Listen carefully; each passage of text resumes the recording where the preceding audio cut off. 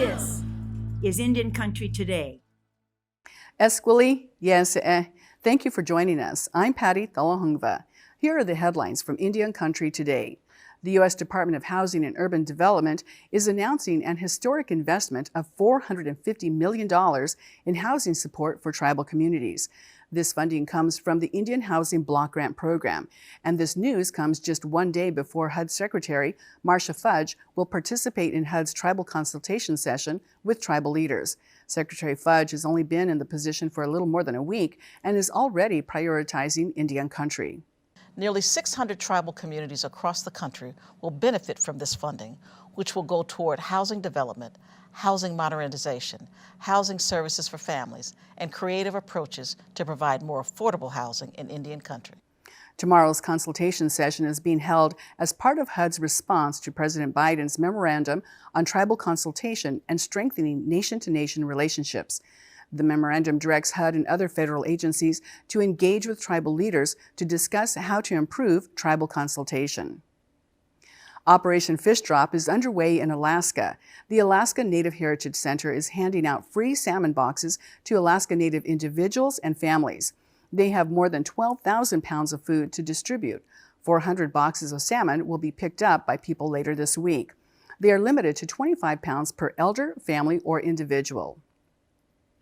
A new COVID-19 vaccination clinic in Oakland, California, is catering to the Mayan-speaking community. La Clínica de la Raza began offering the community-targeted vaccination service at 32 locations across the Bay Area. Latinos who speak 3 different dialects can get translation help at their appointments. The Mayan dialects are spoken primarily by people of Guatemalan and Mexican descent. According to a recent UC San Francisco study, Mayan people with Guatemalan roots is the fastest growing ethnic group in Oakland. Since starting to offer this service in early March, around 2,000 Moderna vaccines have been given out each week. Members of the remote Bare Indigenous community in Brazil are now receiving COVID-19 vaccines as well. A team from the Indigenous Special Sanitary District traveled more than 2 hours by boat to inoculate 19 members of the group. Initially, some community members refused the vaccine, but after efforts to raise awareness about the vaccine, 100% of the members of the community are now vaccinated. Chief Jose Pracanseo says the whole village was infected with COVID-19. A contaminação foi a falta de alimentação que tivemos se deslocado aqui. The contamination was due to lack of food. We had to go to the capital, Manaus, and lots of people got contaminated, brought it here. When they came back, they were contaminated one by one. The whole village was contaminated. The state of Amazonas is suffering from a devastating second wave due to a new strain of the virus. The lack of infrastructure in remote areas complicates transport links from the capital. The state has seen a slight decline in the number of cases and deaths. However, the immunization program still has a long way to go. Well, it's a novel 10 years in the making, and now Angeline Boulay is ready to reveal it to the world.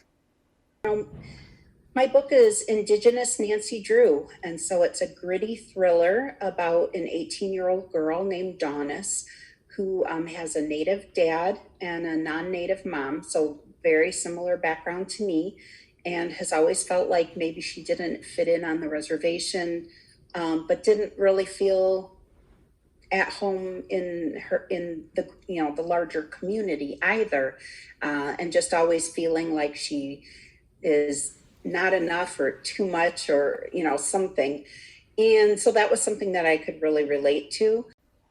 Firekeeper's Daughter follows 18-year-old Donis Fontaine, a half-Native, half-white former hockey player and aspiring scientist who never feels fully settled in either her reservation or the outside world.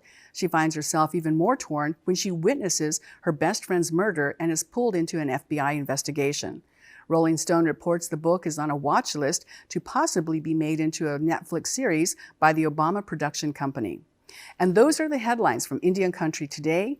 I'm Patty Thalahungva. And you might notice that today we are broadcasting for the first time in our new set. And Mark, what about this new set? Tell us a little bit. Well, we've moved back to where we started, to the Walter Cronkite School of Journalism and Mass Communication at Arizona State University. Our plan had been to start this show here, and then the pandemic hit, And so we moved to a temporary facility at the Phoenix Indian School Visitor Center. As you can see, it's quite a different look. Well, we're really happy to be here. We spent several months at the Phoenix Indian School Visitor Center from August until just a few weeks ago. And so we're launching this, and as we say, it's all a work in progress, right? It's a work in progress. And I should mention, we have an extraordinary partnership with Arizona State University. Our newsroom is downstairs. We moved here from Washington, D.C. to be on campus.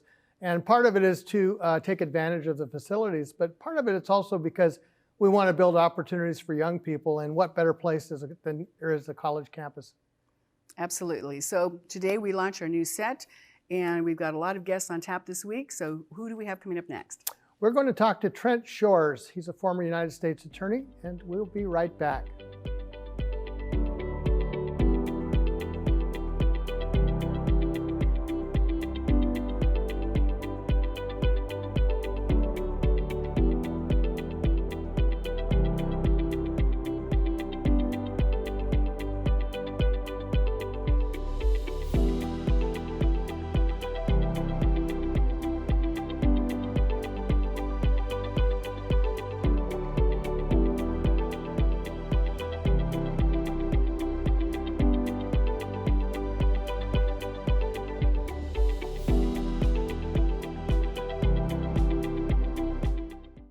Trent Shores has a new job after 18 years at the Department of Justice. A member of the Choctaw Nation, Shores is joining the Tulsa-based law firm GableGotwals as a shareholder. He served under 4 presidents and 7 U.S. Attorneys General.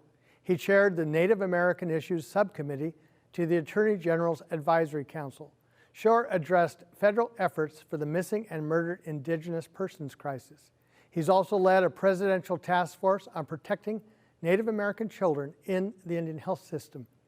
Trent leads the Northern District of Oklahoma during times of nationwide unrest, a pandemic, and a game-changing decision by the Supreme Court in the McGirt case. We talked with Trent Shores in my office last week for a few minutes. Thanks. It's exciting to be here and greet you as well in Choctaw. Halito Chamachukma. It's good to be here. Thanks.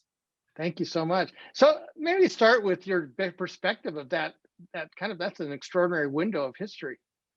Yeah, it was a really interesting time to be United States Attorney. Early in my tenure, we experienced the longest ever government shutdown in history.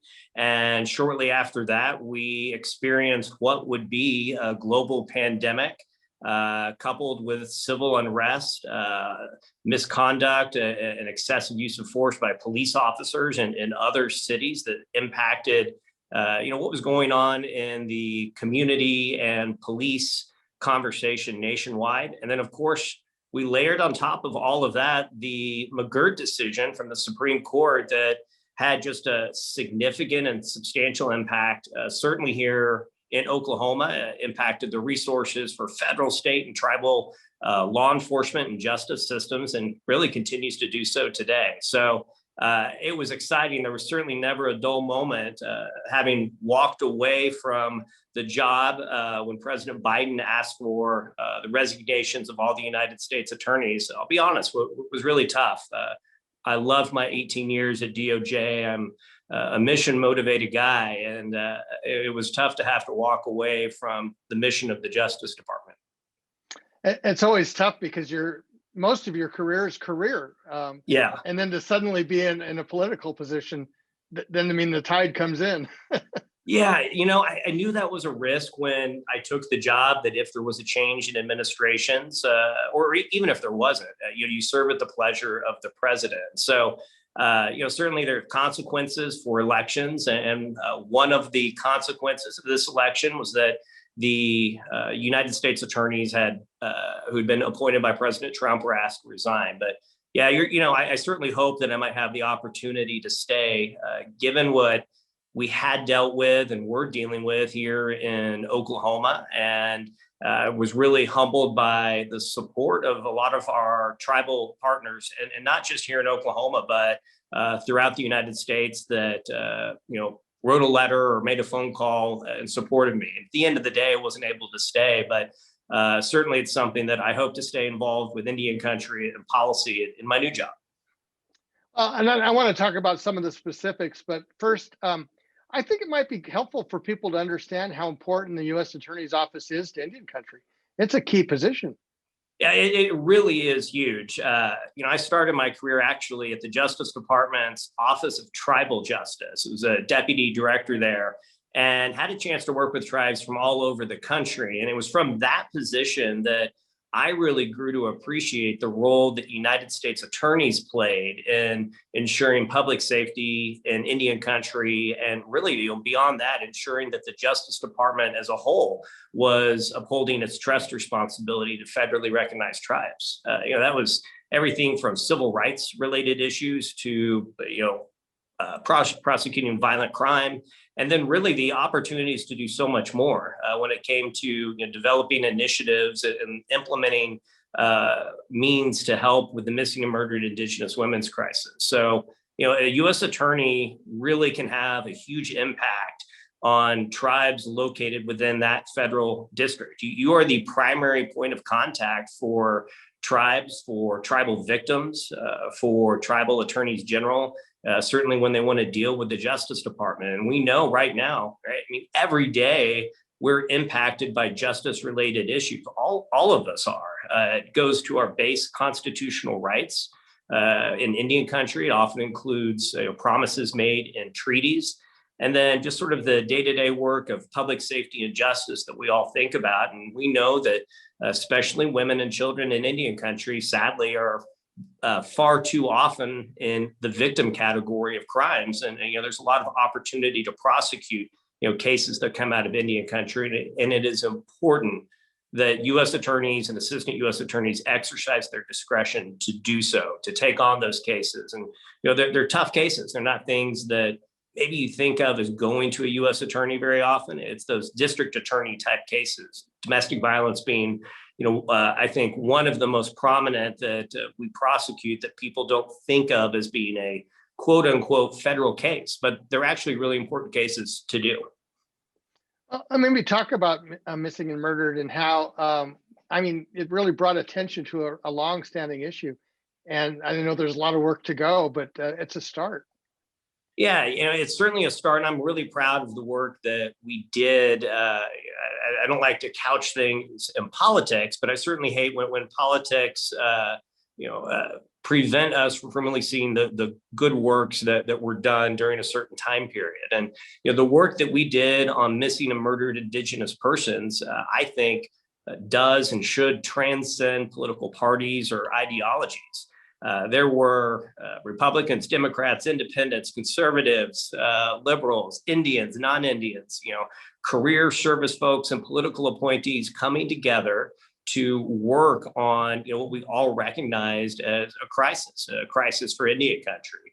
And it really began with a focus on missing and murdered Indigenous women, recognizing that Native American women and girls are victims of violent crime at rates higher than just about any other demographic in the United States. But one of the interesting things is as we began looking at the issue, there were so many different statistics on MMIW that as we really did a deep dive into those, and we started learning that MMIW wasn't inclusive of all of the victims of missing and murdered in Indigenous communities. And in fact, here in Oklahoma, at the time that I resigned as U.S. attorney, we had around 63, I believe, active missing Indigenous persons cases, and the majority of them were men and boys. And so I had the opportunity to work with Attorney General Barr, who actually had a really particular and fond interest in improving public safety in Indian country. He had that portfolio when he was in the Reagan White House in the late 80s. A lot of people don't realize that, but Indian country public safety was one of his top, probably top 5, maybe even top 3 issues that he focused on. And he supported us to get rolling the Missing and Murdered Indigenous Persons Initiative at DOJ. We put coordinators that dealt only with MMIP issues in 11 different U.S. attorneys' offices. And then we expanded the FBI's ability to roll out some of their swift response teams when a missing persons case comes up so that they could assist local or tribal authorities. And then finally, right before I left, at the last part of 2020, we were able to announce that we were implementing tribal community response plans, which actually is an idea I loved and was excited to be a part of, because it really champions tribal sovereignty and lets tribes develop their own localized community response plans when a missing persons case comes up. That way, tribes know I'm a big believer, you get the federal government out of the way, and tribal leaders and tribal law enforcement and justice officials and community leaders, they know best how to address that issue in their tribal community. What advice do you have for the Biden administration to pick up the progress on this and to continue on? I think the first thing I would do is look at the work done. Don't just throw it away for political reasons, and build from it. There were, as I said earlier, there were a lot of great folks that worked on this issue and put a lot of hard work into it for all the right reasons. And I think that the first thing that I would do is look to continue funding the missing and murdered Indigenous persons coordinator positions in the U.S. Attorney's offices. That funding is actually set to expire later this year. Those were not permanent positions. They were term or contract positions. And certainly here in Oklahoma, the first year and a half that we had the individual in place, there's a lot of great work that was done, but these individuals aren't going to be able to solve the crisis or understand the data and collect the data in a year. So I think that would be an easy and identifiable area to focus on. And then the next step really is, as we continue to fashion a response, we have to understand the scope of the problem. And so getting down to reliable and accurate data is really important. And I think that with Congress passing Savannah's Act and the president signing that into law, I think that we have in place at least the foundation to continue working forward. U.S. attorneys have to take the lead and work with investigators to establish protocols for these investigations so that no matter where you are in the country, everybody understands who has responsibility to do what. And we've got to find more of these missing persons before they end up in the other category of murdered persons. I want to ask you about McGirt and how, if nothing else, it lays out a framework for how criminal justice should work. Yeah, McGirt so hugely impacted certainly the last 6 months of my job as U.S. attorney. Our caseload went up on a monthly basis by 300%. And of course, the decision came down. It didn't come with resources. The U.S. Supreme Court in the decision, Justice Gorsuch essentially wrote, they'll figure it out. And while the Justice Department was able to find some resources to help out the local U.S. attorney's offices, we got volunteer prosecutors from other parts of the country. We got about 13 new term positions, again, sort of a 1-year fix. But it's nowhere enough. And frankly, that was only with the Muskogee Creek Reservation. And just in the last week, we have seen the McGirt decision expanded to other tribes in Oklahoma, the Choctaw Nation, the Cherokee Nation. And that has a significant impact on our local jurisdiction. And what we know is the minute that decision came down, the state of Oklahoma lost jurisdiction to prosecute any criminal case involving an Indian defendant or an Indian victim if that alleged crime occurred somewhere on the reservation. And that was just absolutely huge. The result of the decision, will ultimately be that almost 40% of Oklahoma is Indian country. And that gives the United States unique territorial jurisdiction and obligations to prosecute those cases in partnership with tribes. And Oklahoma has one of the highest percentages of Native American population in the United States. Here in my district in northeastern Oklahoma, we have a little over 1 million people. And here in the city of Tulsa itself, I'm curious to see what the new census shows, but anywhere between 800,000 to 900,000 people. And, when you look at that with an almost 10% Indian population, that's a lot of cases, especially when we know that Native Americans pop up more frequently than they should in that victim category. So it's a real challenge. Thank you, Trent Shores, a Choctaw citizen and the newest member of the GableGotwals law firm after serving some 18 years in the Department of Justice. When we come back, John Tahsuda.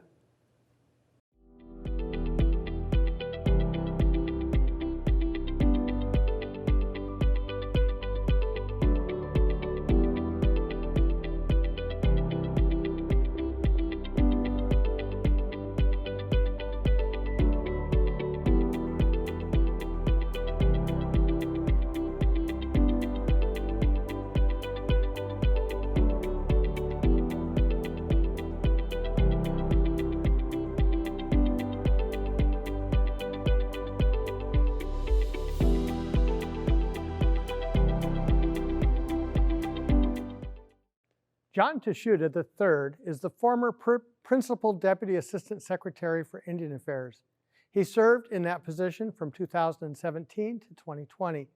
Prior to that, he worked with Navigators Global LLC, which is a company that provides political services to several industries, including tribes. He has also worked as the staff director for the Senate's Indian Affairs Committee in 2002. John Tahsuda joins us today to talk about policy and the impact on Indian country. Welcome, John. Thank you, Mark. Glad to be here. There are always new changes when a new administration comes into office, but these have been pretty dramatic compared to previous changes. From your perspective, what do you see as the landscape today? I think that there is obviously a conscious effort to try to get a more visible Indian view into the policy levels of the department, which is great, obviously, from the tribal perspective, and those who would like to see the department, expend more energy on those policy issues. The challenge comes whenever they have to deal with the issues that cross over into other bureaus and other areas of the department, and making sure that they're still able to effectively perform those functions, as well as make sure that they don't negatively impact the tribal functions. Well, in fact, two of the areas that you just alluded to, I think, are, let's be explicit. One is Interior Secretary Deb Haaland, but also potentially the same sort of situation with the Department of Agriculture and the General Counsel, Janie Hipp. I was really excited to see Janie, pardon me, get named as the General Counsel. Known Janie for a number of years, and great lady, very, very intelligent, and she, had time in the Obama administration, and so it's great when we have somebody who can bring both the sort of thought process of academia into the administration, and really, kind of bring what is high-level thinking, in an academic setting, but bring it into the real world and deliver it to not just tribes, but really rural America and all the people that department serves. How important is it to have somebody at the table in these kind of discussions? Well, it's I would say there's two important components. One is obviously the perspective and the view that you have. We all bring our perspectives when we come to these positions. And so that has an impact on the outcome of decisions, the thought process that goes into decisions. And so that's very important, from anybody's perspective. So from the tribal perspective, that's very important. But it's also important that process be able, or have the ability to be implemented effectively by folks who understand the bureaucracy, understand the system, and how to put those great ideas actually to work and in effect. I want to ask you about the American Recovery Act, and $31 billion is a lot of money. Yes. And just the mechanics of spending it is really complicated. It is. A lot of lessons were learned, obviously, from the CARES Act. That was put together very quickly, and some of the challenges that the tribes faced and that the government faced in trying to meet the demands of that act were very difficult, and I'm not sure looking back that they were all able to be fully implemented, at least in the way that folks from Congress and from the tribes that wanted to see them implemented. So it's great to have another crack at the at the nut, and there's a lot more money this time, and it still goes to the point that it's a challenge to push that much money through a system that's not used to it. And obviously, we all know the dearth of infrastructure in Indian country, but there's only so many resources to put that money to work. And so that's really the challenge, I think, that's facing tribes and this administration. Well, thank you, John, for joining us today. Thank you for having me, Mark. I look forward to hearing it on the broadcast. And that's a slice of our Indigenous world today. We'll be back with another edition tomorrow. I'm Mark Trahant. Sometimes you got to take a stand just because you know you can. Oh, you got to run, you got to run.